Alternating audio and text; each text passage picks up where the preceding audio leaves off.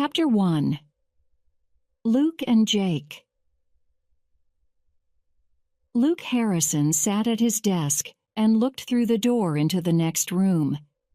His secretary was preparing the room for the directors' meeting. Luke smiled. On the table, the crystal glasses and golden cigarette box were shining in the light from the lamps. There were red roses to go with the red velvet chairs. Yes, the directors would certainly have a comfortable meeting. The smile left his face. He wasn't so sure of the discussions at the meeting. His partner, Jake Fulbright, was talking to him from the other side of the room. There was anger in his voice. "Luke, wake up! The office looks good, doesn't it? Our company is going well, isn't it? Together we've done a good job. And how? By always doing what's best for the company." "It's no good, Jake. You are not going to change my mind. Our business is property, land, houses, and buildings. We became a great company because we gave the people what they wanted, and they paid us well. Now our city wants us, and for a good cause. We have to give them what they want, a children's home. There is more to success than money, Jake. There is pride and respect. Stop that. Our city needs an office block, and big companies will pay us good money. Think of your family, Luke. Don't you want to do the best for your wife?" Jake took out a cigarette and lit it. "If you're so keen on doing the best for yourself, why don't you stop that harmful habit?" Luke hated smoking, and Jake hated being told what to do by anyone, even if it was his old friend and partner. The two men had grown up together and built their futures together. And together, they had found riches and success. But in the past year, something had gone wrong between them. What was it? Luke wished he knew. "For goodness sake, Luke, listen to me. I'm going to fight you on this one. I'm going into that meeting, and I'm going to persuade those directors to agree to the new office building." "I'm sorry, Jake. You can't do that. We are the partners. They are our directors. They can't agree to anything if we don't agree. Those are the rules, Jake. Rules are for losers. I'm a winner, and I take chances." Jake banged his fist on the table. Then he looked directly into Luke's eyes. "He who dares wins, Luke. Remember? And I dare." It was an old saying that the two men had used in the early days of their business. They had used the saying to give each other courage. Now Jake was using it to give him the strength to fight his own partner. Just then, the phone on Luke's desk rang. He heard his wife's gentle, loving voice. "Is that you, Luke?" "Yes, darling. How's it going at home?" "Fine. But what's the matter? You don't sound too happy." Dear Megan, she always knew if something was wrong. But she must not know that anything was wrong between Luke and Jake. Luke tried to sound happier. I'm fine, love. Just a bit busy. You know, usual Friday rush to get things done before the weekend. How are things at home?" "Pretty busy here, too. Nathan has brought a friend home from school. Can't you hear them? They are playing upstairs. And I've got your favorite dinner, beef curry. It's nearly ready. So what time are you coming home?" "Listen, Megan, love, I'm sorry, but I'm going to be late. There's a meeting this evening." "Oh, Luke, not again. Oh, darling, you've been working too hard lately. Try to get home and relax. We miss you." "I know, love, and I'll be home as soon as I can." Luke put the phone down. He wished Jake hadn't been in the room listening to the conversation. "You leave that gorgeous wife of yours alone far too much. If she was my wife, I would never leave her side." There was something about Jake when he spoke of Megan, a look in his eye, and a strange tone in his voice. Luke couldn't explain why, but it made him very uncomfortable. But Jake was keeping a secret from his partner.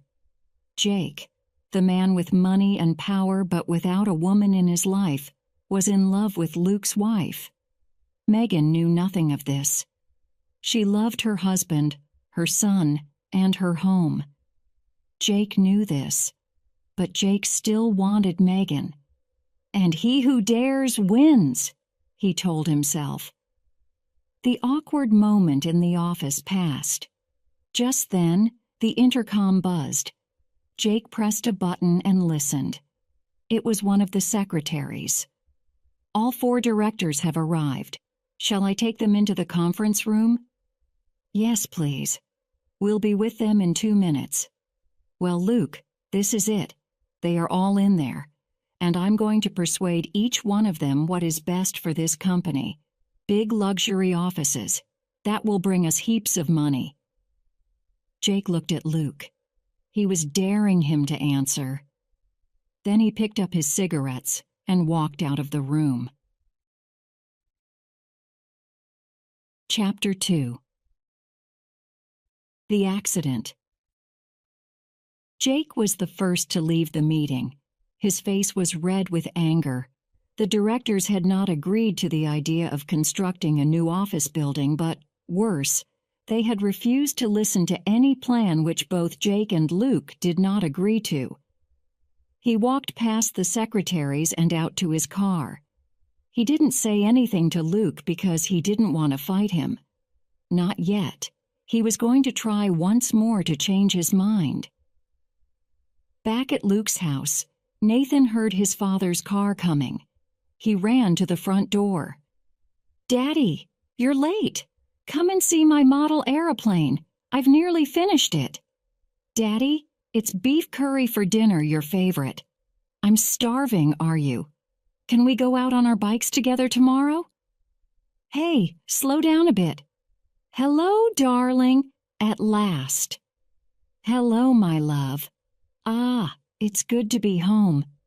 They all went into the living room to enjoy the evening together. The next morning, as they were having breakfast, the telephone rang. It was Jake. "Hello?" "Good morning, Luke. Listen, I've got an idea. Why don't we go out hunting?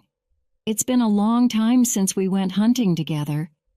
Maybe we can bring a rabbit home for Megan to cook." Luke was pleased that Jake was in a good mood. And although it was Saturday, Luke decided to go out with Jake. It was a chance for them to do something together as friends, just as they used to do in the past. "Good idea, let's do it. We'll go in my car. I'll come and pick you up in an hour. I need to clean my gun first.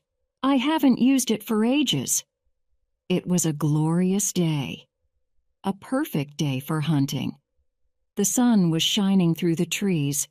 The birds were singing. As they walked through the woods, Jake started talking about work and the office building. "Oh, come on, Jake. Let's forget about the office building for today and just enjoy ourselves." "Life isn't that simple, Luke. We have to pay for everything, even days out in the woods. That's why we can't afford to build children's homes, Luke. Jake, I told you, the city needs the home, and we have almost promised we are going to do it. It's the right thing to do. The right thing to do is what's good for us, not the others. Come on, Jake, let's just hunt rabbits. Now, what's that I see over there? Looks like a nice tasty dinner to me." Luke picked up his gun. So did Jake. But Jake wasn't looking at the trees or the rabbits. The bullet from Jake's gun flew past Luke's face. "For goodness sake, what are you thinking of? You almost killed me." "I'm sorry. It was an accident. I touched the trigger by mistake. I'm very sorry." "Look, I think it's time we went home. We are obviously not going to do any serious hunting today." "Well, I didn't mean to do it, and I've said I'm sorry. But if you want to go, then let's go." The 2 men sat in the car and stared at the road in front. Neither of them spoke. Luke changed gear as they came into a narrow road. Jake looked down at the view across the hills and of the city below. Luke turned the steering wheel as they came to a bend. There, approaching them, was an enormous lorry on their side of the road. Luke shouted, "Get onto your own side of the road." But the lorry driver didn't notice them. He wasn't looking at Luke's car. He was looking at the pleasant view below. "Move over, you idiot! Watch the road!" The tires screeched as Luke tried to move out of the way, but the lorry just came towards them. Luke turned the steering wheel again, fast. The car left the road and disappeared over the side of the hill. For a moment, there was silence as the car flew through the air. Then came the crash. Neither of the men heard the noise or felt the flames as the car exploded. Their burnt bodies were thrown out of the car and onto the grass. Chapter 3. Life Exchange. The lorry driver was still shaking when the ambulance arrived. The ambulance men ran towards the burning car. On the black, burnt ground nearby lay the two men. They were lifted into the ambulance and taken to the city hospital. The ambulance men pushed them on trolleys into the casualty department. A nurse stood with them as they waited for the doctors to come. As they lay on their trolleys inside the hospital, one of the men made a noise. The nurse spoke to him. "Hello? Can you hear me? Can you tell me your name?" The burned man turned towards his burned friend on the other trolley. He put his hand onto his friend's hand. J-A-K-A.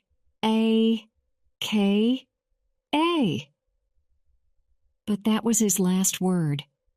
He died with his hand in the hand of his friend. "Can you hear me? Jake, did you say?"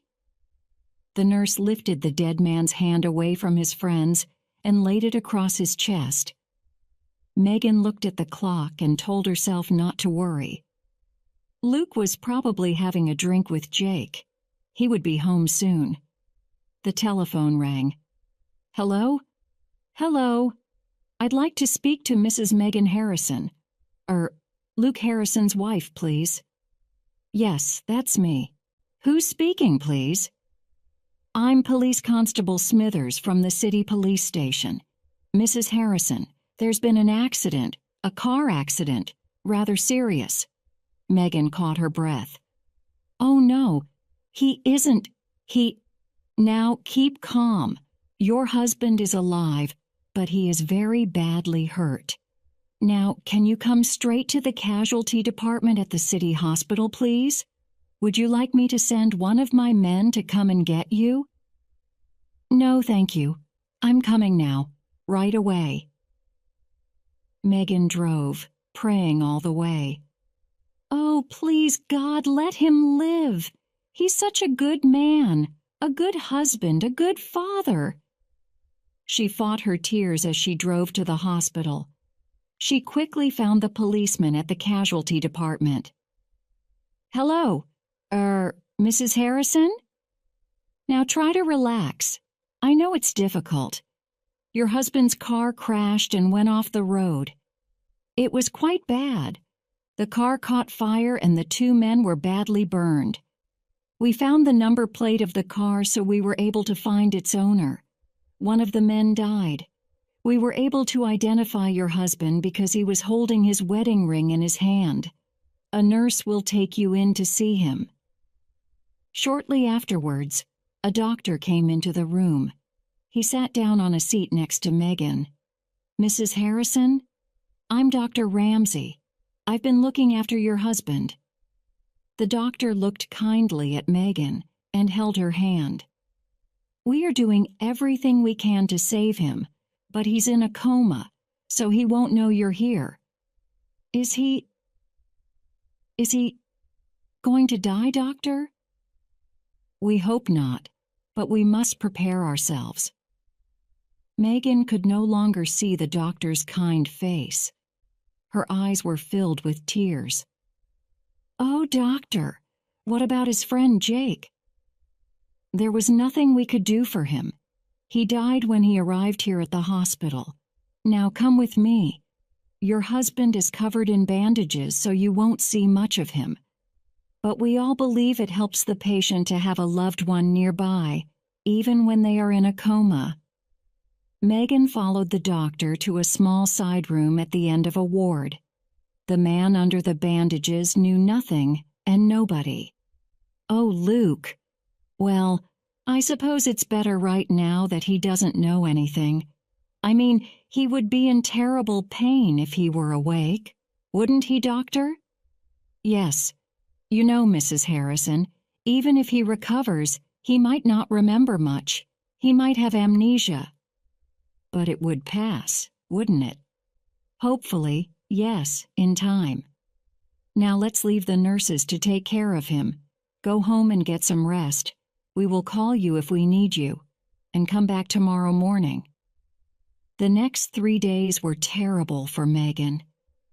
She sat at the side of the bed, waiting for signs of recovery. Then, on the third evening, the head under the bandages moved. Megan saw the eyes and the lips move slowly. Oh, Luke, my love. Luke, darling, can you hear me? Can you see me? The voice was slow and weak. Megan. Oh, Luke, does it hurt? Don't worry. Everything will be all right. You are going to live and come home. We're all going to be together soon. Oh, Luke, I love you so much. The face under the bandages moved, the eyes filled with tears. Then they closed, and Luke slept. Chapter 4. New Life, Old Habits. The nurse touched the bandages around Luke's head and smiled at him. Well, this is it. Now, will you take it off, Luke, or should I? It was the last bandage, after the last operation. For 6 months, doctors had cut skin and repaired the terrible damage from the accident. Luke had been very patient and had been waiting for this moment. You do it, nurse. It's the last time for you. I'll just watch the good work. He looked into the mirror, and he couldn't believe his eyes. It was like magic. There were a few tiny lines, but apart from that, it was the same good-looking face of the photographs of Luke Harrison before the accident. The same photographs that the doctors had used to recreate the face. And they had got it right. Luke's eyes filled with tears. Oh, I don't know what to say. Well, I look exactly like I did before. It's just perfect. I'm very happy for you, Luke, but you had better go home to your wife before we all fall in love with you. And here she is. Megan walked into the room, carrying a suitcase to take his things home. She put down the case and threw her arms around him. Oh, Luke, I've got my old Luke back again. Come on, let's get you home where you belong. They drove away from the hospital. It was so nice for Megan to sit in the car with her husband at the wheel again. But she noticed that Luke suddenly seemed sad. What is it, love? Aren't you happy? Yes, but I'm so sorry that Jake didn't have the same luck. Do you mind if we stop at the cemetery? I'd just like to see his grave. Megan wondered why he didn't want to go home first. But it was true. Luke had not yet actually seen the grave of his old friend and partner. He had been very sick at the time of the funeral. Of course, love. We'll stop off first and buy some flowers. At the graveyard, Megan put the flowers onto the grave. Then she stepped back to let Luke have a moment alone. Luke went down on his knees and cried, "Oh, Jake, my true friend, why was it you and not me? How can I live without you? I'll never forget you, never." Megan waited for a little while. Then she went and took him away from the grave. They walked back to the car in silence. Luke drove them home. As they walked to the door, Nathan ran out. He threw his arms around Luke. "Daddy! Oh, Daddy! I'm so happy you're back." Nathan pulled Luke by the hand and took him into the living room. "I want to see you here, by the fire, just like the old days. Oh, Daddy, I've missed you so much. I'm going to make sure that nothing bad ever happens to you again." The family had dinner together. Megan poured them all some wine. "Here's to our family, together again. And forever." Nathan couldn't stop looking at Luke, and Megan's eyes were shining with happiness. After the meal, Luke put his hand into his pocket. He took out a packet of cigarettes and lit one. Megan and Nathan both spoke at once. "Daddy! Luke, you are smoking, but you've never smoked before. You've always hated it." "Yes, I know. Don't do it, Daddy. It's bad for you." "Hey, you two." "I'm sorry, darling. We didn't mean to complain." Megan got up to get an ashtray. Nathan picked up the packet. Jake used to smoke those. Megan took the packet from Nathan and handed the ashtray to Luke. "Thank you. I expect it's a reaction. The shock from the accident is making me want to smoke." "Well, let's hope it will pass. Anyway, it's wonderful to have you back. Now, shall we go and sit by the fire and watch a film together?" Chapter 5. Strange Caller. "Welcome back." The secretaries, the directors, the cleaners, all the office staff stood in the office waiting for Luke. As he walked through the door, they cheered and clapped.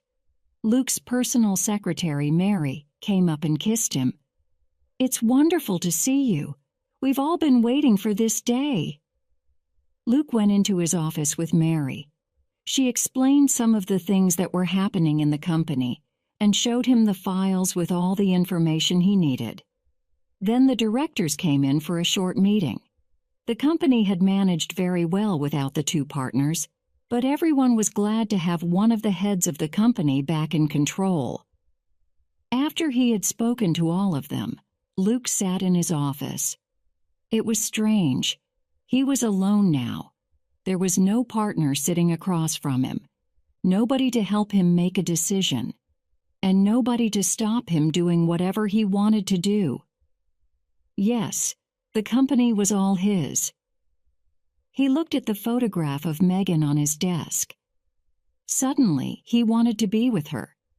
He went out and bought some flowers and champagne. Then he went home.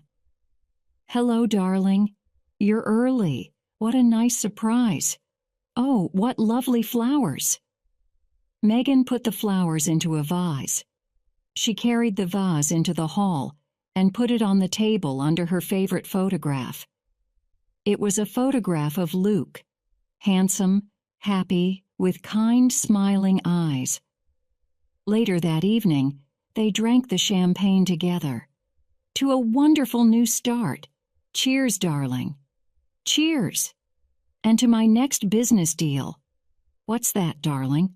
The new building for the children's home?" "No, to the new office building I am going to build, right in the middle of the city center." "Office building? But I thought you didn't want the office building." "Well, I do want the office building now. I am going to name it after Jake, the Fulbright Center, luxury offices. But you wanted the children's home so much, and the city is expecting you to build it." Luke looked at Megan. His eyes were wet with tears. "I must do this, Megan. It was Jake's last wish before he died." "Well, I can understand those feelings in your private life. But Luke, do you think you should listen to your feelings and emotions in your business life?" "He was my partner, Megan. He died and I lived. I owe him this." Just then the telephone rang. Luke went out into the hall to answer it. He picked up the phone and heard a strange noise. It was a voice. Well, like a voice, but strange. It seemed very far away, but at the same time as if the speaker was standing right next to him. He looked at the flowers on the hall table, and he tried hard to recognize the voice. Why? Tell me why. Luke didn't say anything. He waited to hear more. Why are you doing this? Why are you doing this? The voice got stronger as it repeated the question. Why are you doing this? Luke was frightened, very frightened. He put the telephone down. At the same moment, he looked at the photograph above the table. Megan's favorite photograph of her happy, smiling Luke. The photograph moved. It clearly moved from side to side. Then it moved forward, away from the wall. Luke stared in horror as it crashed down to the floor. Tiny pieces of glass and tom pieces of photograph flew across the hall. Megan rushed out into the hall. What's that? What happened? Oh, my photograph. Luke was white and frightened, but he answered Megan. I'm sorry, love. I lifted my arm up. I knocked it off by mistake. I'll clear it up. Megan looked at him. She was a bit worried. Don't worry. I'll do it. You look tired, dear. Go and sit down. Remember, it was your first day back at work for a very long time. I'll make us a drink and we'll go to bed early. Chapter 6. Suspicions. Cheers, darling, and a happy birthday. Megan lifted her wine glass and looked into Luke's eyes. And many more of them, together. She kissed him, and they drank their wine. Nathan looked at the barbecue. Not too many more glasses of wine, Daddy. Look, you're burning the steak. Luke turned to the barbecue and moved the steaks to one side. Hey, you used to be really good at cooking barbecues. What's happened? Too much wine. Quiet, Nathan. Luke, you don't look too well. Are you sure you're all right? Here, I have some beef curry for you over there. That should make you feel better. But Luke didn't eat the beef curry or any of the barbecue food.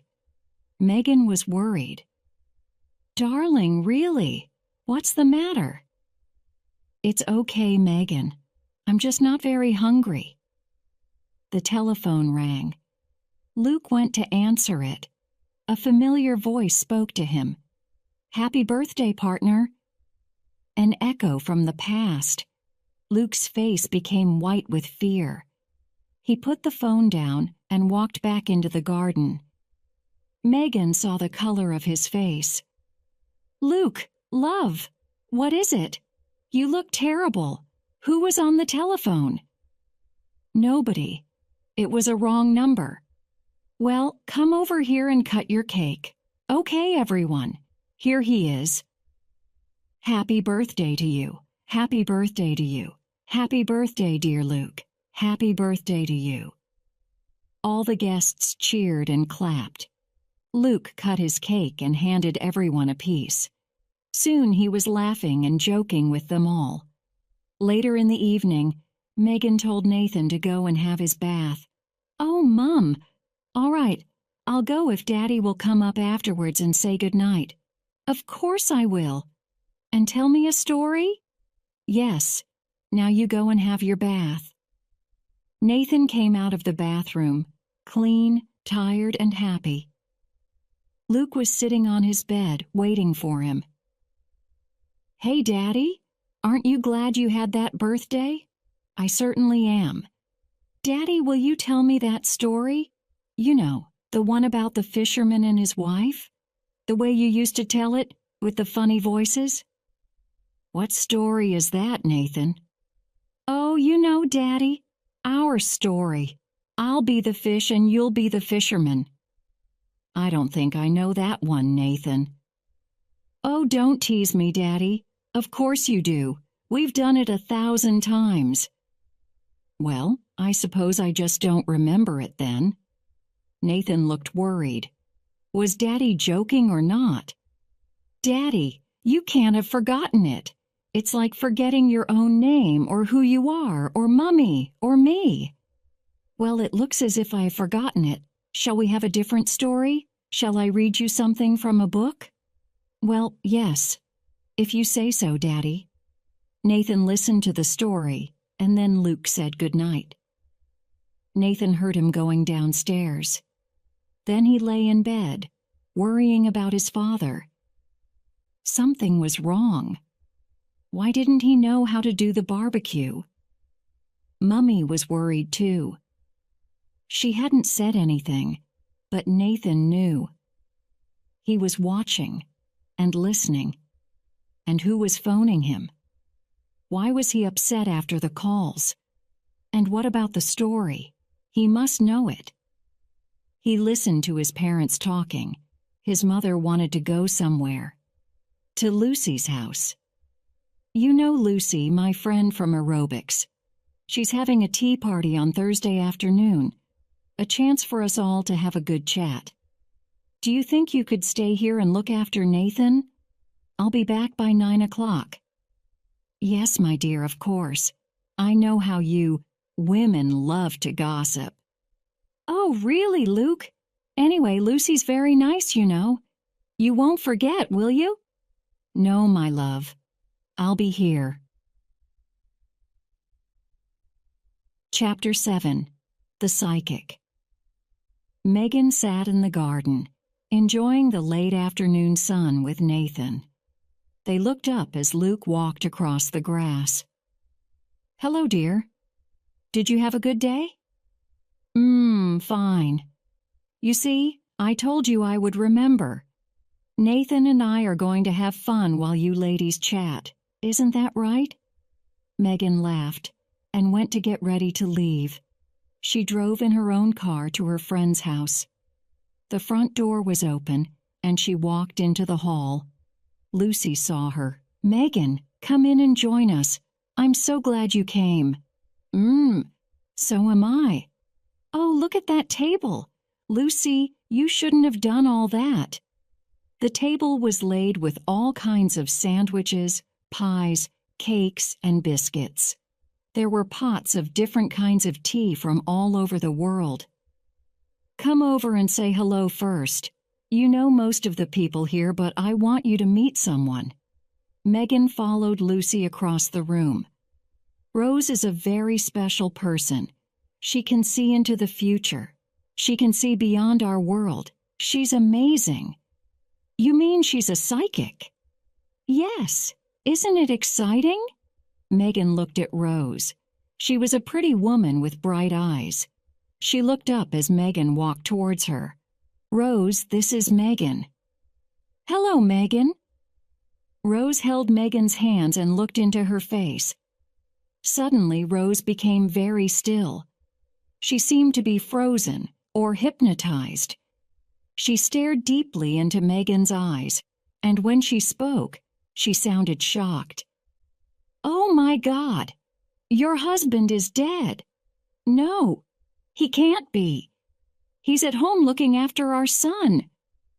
Megan took away her hands, and Rose's face turned white. Her eyes closed, and she fell to the floor. Lucy ran to her. She's fainted. She has seen a death. It can't be true. I left him half an hour ago. Megan ran from the room into the hall. She picked up the telephone and dialed her own number. Luke answered. Hello? Luke, is that you? Well, yes. Who did you think it would be? Oh, nobody, nothing. I just wanted to check that everything was all right. Megan, I am able to look after a 7-year-old boy, you know. Megan walked back into Lucy's living room. Rose was sitting on the settee, drinking tea. Nobody said any more about it. Megan tried to forget about it. She had something to eat and chatted with different people. When she was back at home that evening, she told Luke what had happened. Luke became strangely angry. "Why do you listen to these stupid old women? I knew you shouldn't have gone there." "Come on, Luke. There's no need to get angry. She isn't a stupid old woman and she didn't mean to hurt anyone." "Hurt? The woman is dangerous, filling your head with lies. And you, silly enough to believe her." "Luke, please don't shout. Nathan will hear you." But Nathan had already heard them both, and he was frightened. "Mummy, come up and say good night." "I'm coming, love." Upstairs in his room, Nathan was almost in tears. He put out his arms and held Megan tightly. "Why is Daddy so angry, Mummy? What's the matter with him? He's not the same. He couldn't do the barbecue. He doesn't even remember our fisherman story." "Don't worry. It's because of the accident. He's lost a bit of his memory. The doctors told me that might happen." "But why is he angry about the lady at the tea party?" "I don't know, darling. I expect it's all because of the accident. He was very ill for a long time, but he'll get completely better soon. Don't worry." "What about the people on the telephone?" "What people?" "There is nobody on the telephone, darling. You are imagining things. Now it's very late, time for boys to be asleep, and you've got the football match tomorrow, haven't you? You'll need lots of energy for that if you want to win." "We will win, Mummy. You'll see." "I'm sure you will. So go to sleep now." Megan kissed Nathan and turned off the light. Chapter 8. The Past Strikes Back. Luke left for work early the next morning. He was still annoyed about the psychic at the tea party. He was also embarrassed about the quarrel he had had with Megan, and ashamed that Nathan had heard them. When he got into his office, he sat at his desk and looked out of the window. He telephoned Megan and asked her to come to the office later. He would clear up things between them. Then he would feel better. Then he sat quietly and watched the world go by. He wanted to be alone for a while, but a few minutes later, someone arrived to see him. A young man walked into his office. He looked about 25 years old, and he spoke to Luke as if he knew him. "Hello, Mr. Harrison. It's nice to meet you again, and good to see you looking so well after that terrible accident. Are you all right now?" Luke was a bit puzzled. He put out his hand to shake hands with the young man. "Well, I'm very well. Thank you. But I don't think we've met, have we?" "Of course we have. You remember about the new children's home? I think everything is settled now. We should be able to start on it any time now." "Look, I'm very sorry. I think there has been a mistake. First of all, this company is not going to build a children's home. Secondly, you and I have never spoken about building a children's home. Or anything, in fact. I have never seen you before." The young man was starting to get annoyed. "Now look here." "Don't try those tricks on me." "These are no tricks, young man." The young man went straight up to Luke. He put his face right in front of Luke's. "Do you know what? I think there is a big trick here, because if you were really Luke Harrison, you'd certainly know me." For a moment, Luke was shocked. If he was really Luke Harrison? Then he spoke. "Now just what exactly are you trying to say? I advise you to think carefully before you say any more. Don't think you can threaten me. It's you who is in the dangerous position, not me." "That's enough. Just get out of my office now." Luke walked towards the young man, and the young man walked towards the door. But as he opened the door, the young man had the last word. "Remember, he who dares wins." Then he walked out and slammed the door behind him. Luke was shaking. How did the young man know about the expression? It was something that Luke and Jake had used between them. Who was this man? Luke sat down and lit a cigarette. The telephone in front of him rang. He picked it up. "Hello? Is that Luke Harrison?" "Yes, it is. Who is speaking?" "Well, it doesn't really matter who is speaking. It's what I have to say that is important." "Oh, yes, it does matter. Who are you?" "Be quiet and listen. I've got news for you, bad news. It's about that new office block you're building." The voice was slow, teasing him. Luke spoke sharply into the telephone. "Who are you? And what about my office block?" "Well, you see, there's been an accident. Fire, a nasty fire, and it's burned your office block. There's not much left of it now. Sad, really. Just when it was nearly finished." Luke was really frightened. He shouted into the phone, "What are you talking about? Who are you? And what has happened to my office block?"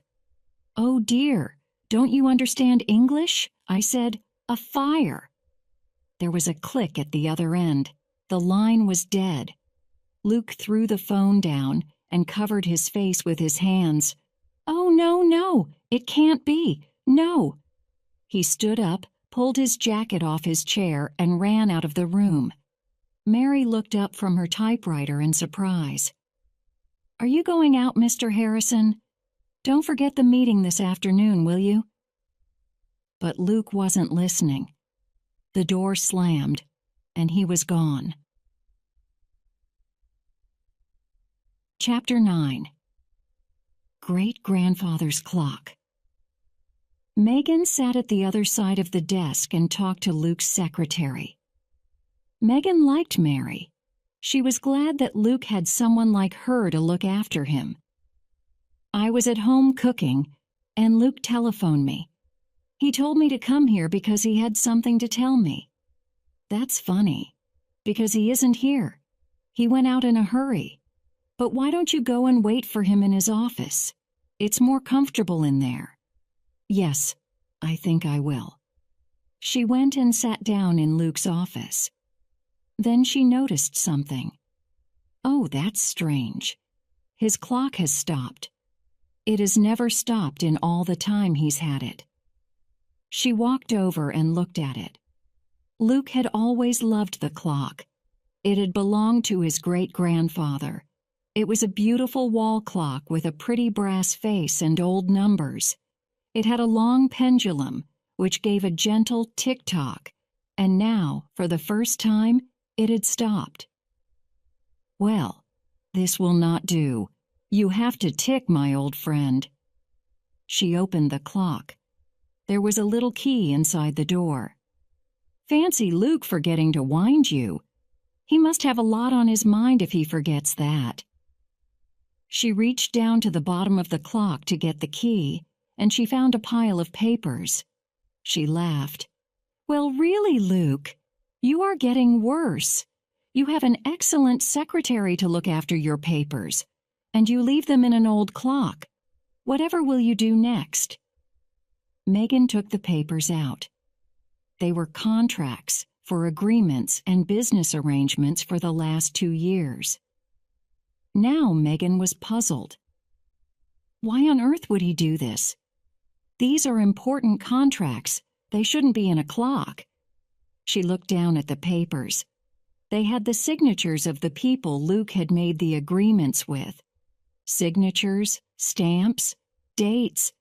Then Megan noticed something else. But what on earth? This isn't Luke's signature. This is Jake's. And so it was. J.S. Fulbright. No sign of Luke's name. Megan had seen the signature many times before, on papers both Luke and Jake had signed. But these papers must have been signed in the last 2 years, after Jake died. Why is he using Jake's signature? Why isn't he signing in his own name? Then Megan realized something else. Only Jake could write that signature. It was a very personal one. Luke had often joked with Jake about it. Eccentric, Luke had called it.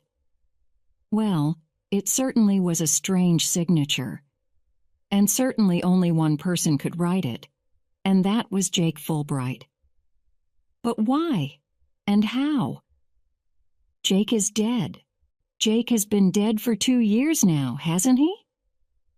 Then Megan felt a sick feeling in her stomach. She looked at the ashtray and cigarettes on the desk. Jake's brand of cigarettes.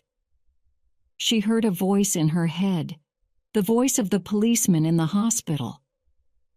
We identified your husband because he was holding his wedding ring, not wearing, holding. Megan remembered the many strange things that her husband had done since he came home. Building the office block, not the children's home, forgetting Nathan's story, not liking beef curry, smoking. Your husband is dead, is what Rose at the tea party had said. Why had Luke been so angry about it? And what had Rose seen? Something was wrong. Horribly wrong. Megan took the contracts with Jake's signature and put them in her handbag. She was going to show them to Luke tonight. She was going to demand an explanation. The man she had brought home from the hospital was not her husband. Of that, Megan was sure. But she wasn't sure what to do about it. And what did it all mean? Where was the real Luke? Megan remembered the strange telephone calls. Luke had been very frightened. Who had telephoned him? Suddenly Megan was very frightened too. She picked up her keys and went out of the office. She walked past Mary. Are you leaving, Mrs. Harrison? Yes, I can't wait any longer. Tell Luke when he comes in that I'll see him at home. All right, Mrs. Harrison. See you soon. Yes, Mary. Goodbye. Chapter 10. The Chase. Megan came home, tired with worry and sick with fear. She went to the drinks cupboard and poured herself a large brandy. She needed to calm her nerves and to be able to think. Nathan came home from school, tired from a long day. Megan put him to bed early. She didn't want him to hear anything of the conversation she was going to have. When Luke came home, he was dirty, black from the scene of the fire. He was tired and shocked. It had been a terrible fire, and Megan knew nothing of it yet. She asked him why he was so dirty. It's from a fire, Megan. My new office building has gone. It has been completely burnt. But Megan did not run to his side to comfort him. The brandy gave her extra confidence. She asked a question. Who did it, I wonder? Have you found out? Luke looked at her in surprise. No, not yet. Megan went and poured herself another brandy. She did not pour one for Luke. Instead, she moved around the room. She felt the brandy inside her, making her warm and making her head very light. As she walked, she knocked something from a small table. It crashed to the floor and broke. Oh no, my lovely statue of the flower girl. Oh, now what am I going to do? Luke spoke to her sharply. Oh, come on, Megan. It's only a little statue. I'll buy you another one. Another one? There could never be another one. You don't remember buying it for me, do you? Go on, tell me. Where did you buy this present for me? Oh, Megan, I don't know. What's the matter with you? It's really not important. Well, that's where you are wrong. It's very important. And so is this. Megan picked up the contracts with Jake's signatures and threw them onto the table. Luke's face went white. Where did you get those? Never mind where. You tell me where Luke is, because you are not Luke. You are Jake. You—" But Megan didn't finish her sentence. She stepped back, away from him, because his hand came up, ready to hit her across the mouth. Megan cried out, "No, don't you dare!" For Megan, this was the last and final proof that the man in her house was not her real husband. And now that she knew his secret, he was dangerous. Megan ran from the room and out of the house. She got into her car and drove into the road. She needed to be away from him and to think. But what now? What can I do about it? It started to rain. Megan slowed the car down and looked into her driving mirror. His car was right behind her, following her, chasing her. "Get away from me, can't you?" I know. I'll take that tiny road that goes to the cliff top. He doesn't know it very well." It was a little road she had walked along with Luke when they were first married. She waited until she was at the corner before she turned the steering wheel. But a minute later, she saw him in the mirror. Now he was driving angrily and getting nearer and nearer. He was chasing her as a fox chases a rabbit, the animal and his prize, and Megan was his prize, and he wasn't going to lose her. Not now. Not after all this. She was driving faster and taking the comers well. The tires on her car screeched as she turned. He followed her round another bend. Then the road became straighter. It ran along the top of a cliff. He changed gear and looked hard at the back of her car. Now was his chance. He could see the back of her head. He could see her eyes as she looked into her mirror. He looked again. Those were not Megan's eyes. Those were Luke's. Now he couldn't see the car. A figure stood in his way. A tall, light figure shining against the dark sky. The figure of Luke Harrison. He screamed at the figure, "Get out of the way, you idiot!" But the figure stayed there, staring at him without fear. And it stood between him and Megan, blocking the road. He turned the steering wheel and put on the brakes. "Get out of the way!" He was losing control of the car. The wheels were skidding. The car was sliding across the wet road away from the figure and away from Megan. He screamed and stared at the figure. Luke's eyes stared back at him. One wheel of the car was sliding over the edge of the road, and then another. As the car plunged over the cliff, he shouted his last word, "Luke!" Then everything went black.